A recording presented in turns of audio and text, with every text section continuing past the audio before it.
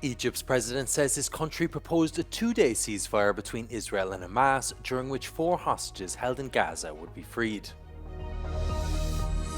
Georgia's president said she did not recognise the results of this weekend's parliamentary vote, which election officials say was won by the ruling party.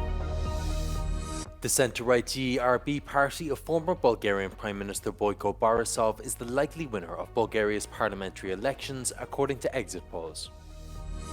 The leader of the Social Democratic Party announced that her party is leading in the polls for Lithuania's second and final round of parliamentary elections.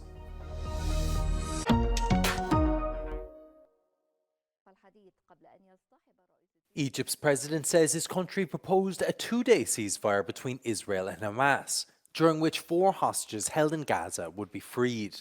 Speaking in Cairo, the president also said the proposal includes the release of some Palestinian prisoners and the delivery of humanitarian aid to the besieged Gaza Strip. Egypt has been a key mediator along with Qatar and the United States.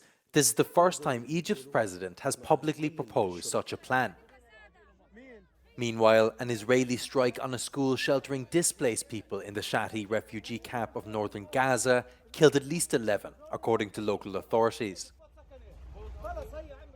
Israel has struck a number of schools turned shelters in Gaza during the one-year conflict, saying it precisely targets militants hiding out amongst civilians.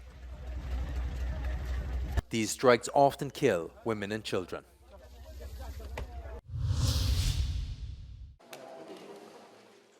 Georgia's president said she did not recognise the results of this weekend's parliamentary vote, which election officials say was won by the ruling Georgian party, aimed at moving it off a path towards Europe, and called for Georgians to rally in Tbilisi to protest the results.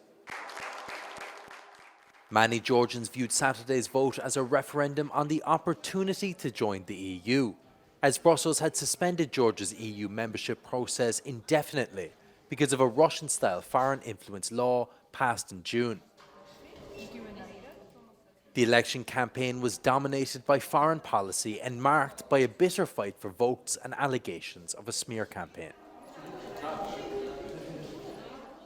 European electoral observers said the election took place in a divisive environment marked by intimidation and incidents of vote buying, double voting, and physical violence.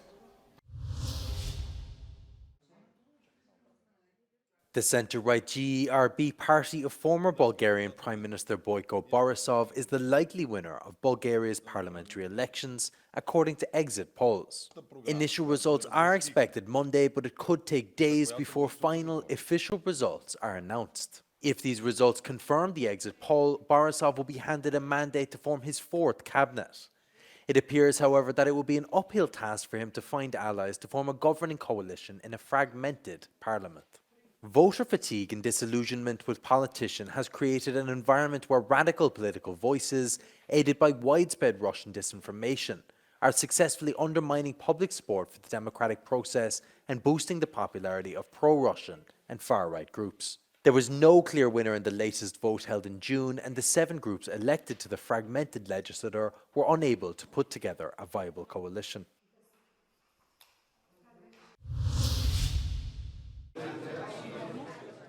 The leader of the Social Democratic Party announced that her party is leading in the polls for Lithuania's second and final round of parliamentary elections.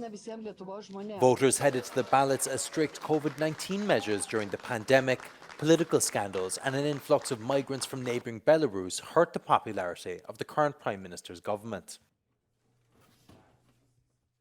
The vote in Lithuania, which borders Russia to the west and Belarus to the east, comes at a time when Russia's military campaign in Ukraine is fueling greater concerns about Moscow's intentions, particularly in the strategically important Baltic region. It will set the political tone for the next 4 years, but despite a possible shift to the left, analysts say there won't be a significant change to Lithuania's foreign policy. The Social Democrats are broadly supportive of continuing aid to Ukraine and keeping the defence spending above 3% of GDP.